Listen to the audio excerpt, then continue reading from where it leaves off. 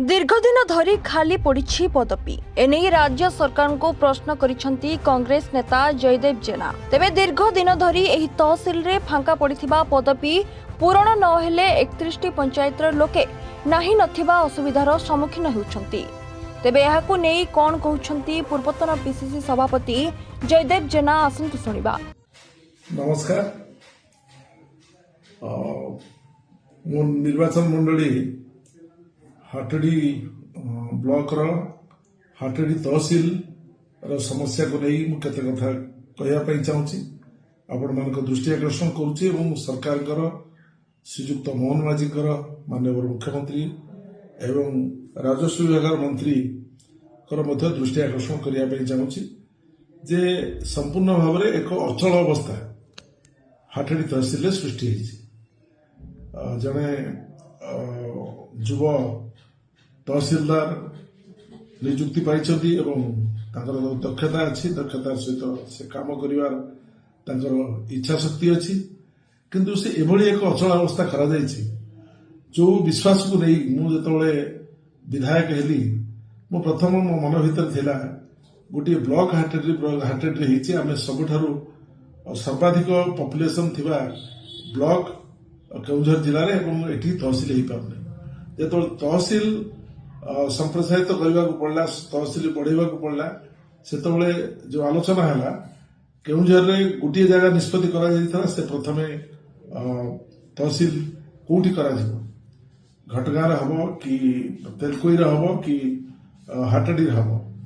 एवं मु हाटड़ी कहूली सेठिकार प्रतिनिधि मैंने निर्वाचन मंडली कहते एवं शेष में एभली एक परिस्थिति है स्वर्गीय श्री जानकी वल्लभ पट्टनायक निष्पत्ति एवं तांकर आशीर्वाद को सर्वप्रथमे मु जो लड़ई करुली विधानसभा में बारंबार लड़ुली हाटड़ी तहसील टी करने तहसील न कले आम शासन व्यवस्था को लोक निकटतर करपारन आम तहसील गले आमको नई पार हो घसीपुरा को जावाक पड़ुछि घसीपुरा तहसील थिला एवं सेटा को आंदपुर तहसील कहुला एवं सेतबेले एभली नथिला प्रति ब्लॉक रे गोटे तहसील हम ता व्यवस्था भी नथिला तेणु मोर से लड़ई में सफल होती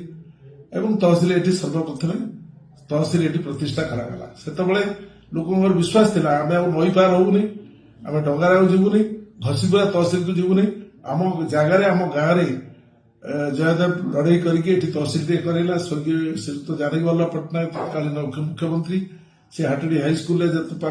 पड़िया जो सभा करुले से कमिटमेंट करते परवर्ती अवस्था तहसील सहित फायर स्टेशन करने सक्षम होती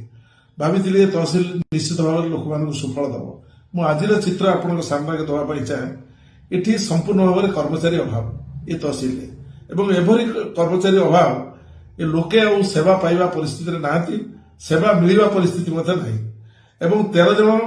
पियन जो तहसील कार्य करने कथा सेठी से तहसील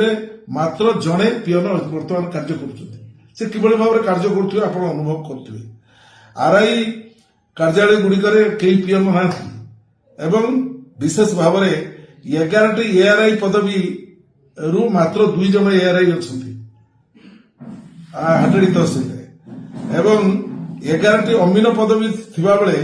मात्र 2 जन अमीन अच्छा एवं सबुठारु बड़ कथा हूँ 4टी प्रोसेस सर्भर पदवी पूरापूरी भाव में खाली पड़ी कई ना 4 जन वाचमैन रहा कथा सबू समस्त रेकर्ड पत्र सारा तहसील अंचल सबुठ बड़ तहसील हाटड़ी तहसील सेठी वाचमैन रहा कथा 4 जन कई वाचमैन ना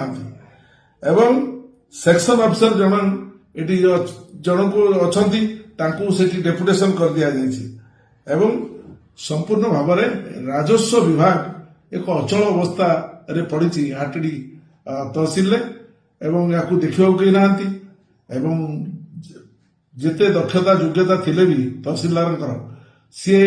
बिना स्टाफ रे बिना व्यवस्था कि भाव में कम करेंगे मझे एत अभियोग आसला तहसील ऑफिस को लांच नदेले आम कम कर हाटडीरू विभूति भूषण जेना रिपोर्ट रिपोर्टर्स टुडे।